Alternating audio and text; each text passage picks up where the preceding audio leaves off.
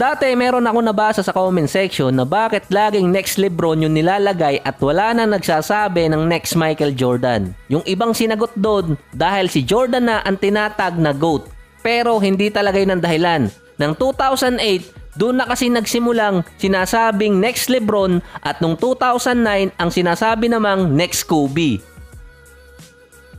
Yung dalawang players na yun ang pinakamalapit kay Michael Jordan. Magkaiba nga lang yung description nun o definition. Si Kobe kasi tinatawag na carbon copy ni MJ dahil mismong galing na kay Michael Jordan na kung meron tatalo sa kanya sa one-on-one, si Kobe yun. Dahil kinopya niya ang mga moves ni MJ.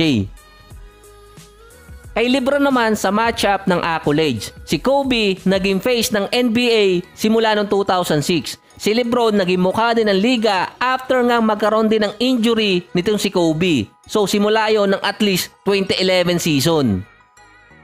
Sa isang publication kasi, ang naging mukha ng liga noong mga 2000 ay si Shaquille O'Neal, ang most dominant big man ng NBA. Sa present era, ang sinasabi naman sa mga write-ups ay sina KD, LeBron at Steph ang mukha ngayon ng NBA. Pero sa iba, si Giannis na ang best player. So bakit nga ba walang tinatag ng next Michael Jordan? So ito kasi yan, nung naglalaro pa si MJ noong mga 90s, kahit nung nag-retire pa siya pansamantala, meron na talagang hinahanap na papalit sa kanya, ang next face ng liga. Andun na kasi yon sa Last Dance documentary, nabanggit yun dun. Noon kasi may tinatawag pang sumpa ng Chapel Hill. Ito yung mga naglaro sa North Carolina. Si Jerry Stackhouse, ang 3rd overall noong 1995. Marami siyang accolade sa college. At galing din siya ng North Carolina. Pinili siya ng Sixers at tinag agad siyang next Michael Jordan. Number 3 pick galing North Carolina at 6'6 yung height. Similar din ang kanilang build at style kay Michael Jordan. Maganda ang simula ni Jerry Stackhouse sa NBA pero nung sumunod na taon, na-draft kasi ng Philadelphia bilang number 1 si Allen Iverson, ang naging franchise player ng Sixers. Hindi naging compatible ang dalawang players hanggang sa na-trade si Stackhouse papuntang Detroit. Hindi na naituloy yung pagiging next MJ pero maganda pa rin naman ang kinalabasan ng kanyang karir. Base kasi dati kay Stackhouse, kung kalahati lang kasi ng accomplishment ang meron siya, hindi counted yon at consider na failure. Ito ay patungkol sa comparison kay Michael Jordan. Ang ikalawa, si Vince Carter. Nang 1994, bago pa lang pumasok ng North Carolina si Vince, tinag na agad siya ng ibang publication na next Michael Jordan. Halos kasabay din yun ng kay Jerry Stackhouse. Nang pumasok siya ng NBA noong 1998 bilang number 5 ng Golden State na na-trade agad sa Raptors, masasabing siya noon ang face ng liga. Dahil ito yung time na retire na si Michael Jordan. Rookie of the Year tapos sinundan nyo ng 3 season na meron siyang average na 25 points per game at naging isa ang Raptors sa may pinakamataas na attendance sa NBA bilang isa sa bagong franchise. Sa mga interview dati, tinatawag ng ibang Canadian player si Vince bilang kanilang Michael Jordan sa Canada. Hindi rin kasi nadala ni Vince ang Raptors papasok ng finals at umalis din noong 2005. Pumunta ng Nets. Yung nickname na Next Jordan, dala yun ni Vince until 2004. Kaso nga, sabi nga niya sa isang interview, only one Jerry Stackhouse, only one Vince Carter. Pero in terms ng next Michael Jordan, iisa lang kasi si Michael Jordan talaga. Kaya naman tinawag yun na sumpa ng Chapel Hills kasi marami talagang magagaling na players noon ang galing sa North Carolina.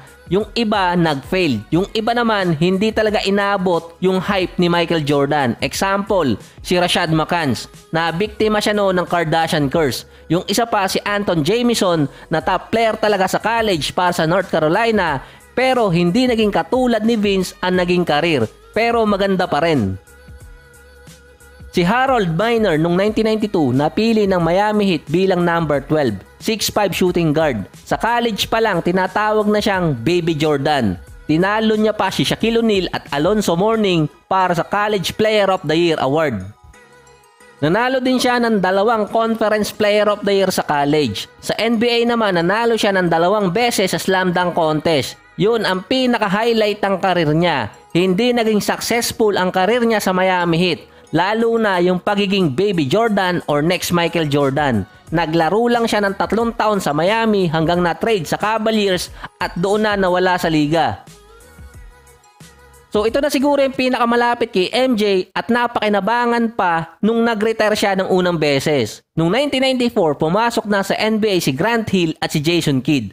Pero ang tinagno na next face or next Michael Jordan ay si Grant Hill. Ito yung time na wala pang MJ. Si Grant Hill ang tinag na isa sa greatest Duke player. Number 3 pick siya noon ng Detroit. Sa rookie season pa lang niya, merong 19.9 points, 6 rebounds, at 5 assists per game. Co-rookie of the year silang dalawa ni Jason Kidd. Mula rookie season noong 1995 hanggang 2000 ay kasama siya sa All-Star selection. Yung 1999, walang All-Star nun. Base din kay Grant Hill, yung mga fans noon ay tinatawag talaga siyang next face ng NBA dahil walang Michael Jordan at yung mga kaibigan din niya, ganun ang tawag sa kanya. Next MJ, hanggang umabot na sa punto na binibigyan na siya ng commercial, sponsor at kahit signature shoes. Na hindi naman niya tinanggihan yun. Yung next Michael Jordan reference kasi ay patungkol yun sa magiging mukha ng liga dahil si MJ noon ang face ng NBA at yung bago siya, sina Larry Bird at si Magic Johnson.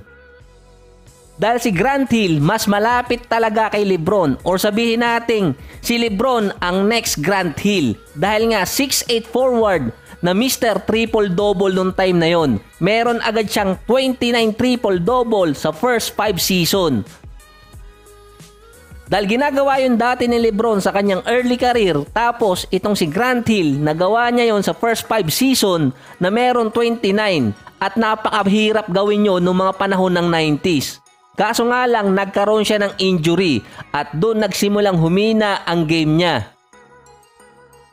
Ang pinakamalapit na nakalaban ni Michael Jordan dati sa style ni LeBron ay si Grant Hill. Kaso noon hindi naman si MJ ang kalimitan nagbabantay kay Grant Hill kundi si Scottie Pippen. At noon pa umiscore ng 53 points si MJ versus Detroit at dito kay Grant Hill. Kung magkakaroon kasi ng comparison at sabihin nating idea kung ano ang mangyayari kapag one-on-one ang prime MJ at prime LeBron, ang pinakamalapit doon yung laban ni Jordan at ni Grant Hill. Dahil sinasabing si Grant Hill ang LeBron before LeBron at next Michael Jordan nung 90s. Siya sana ang magiging mukha ng NBA noon kung hindi siya nagkaroon ng injury at nagkaroon din ng sakit na muntikan ng madamay pati buhay niya. Ang isa din yon sa mga what if. Nang bumalik naman si MJ sa Bulls, dito pumasok yung batch ni na Kobe.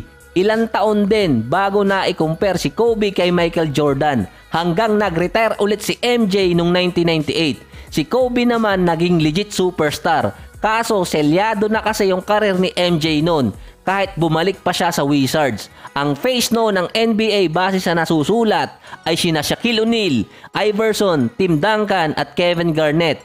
Ito yung mga nanalo ng MVP dati at mga best player. Si Kobe naman nasa shadow pa ni Shaquille O'Neal. Ng 2006 dito na nagsimulang si Kobe ang maging face ng NBA hanggang 2011 na sinundan ni LeBron hanggang 2015 di umano. Si Kobe consider na next Michael Jordan na matapos ang karir niya na may 5 championship. Si LeBron naman ongoing pa ang karir niya at siya yung isa sa may pinakamalapit na accolades kay MJ.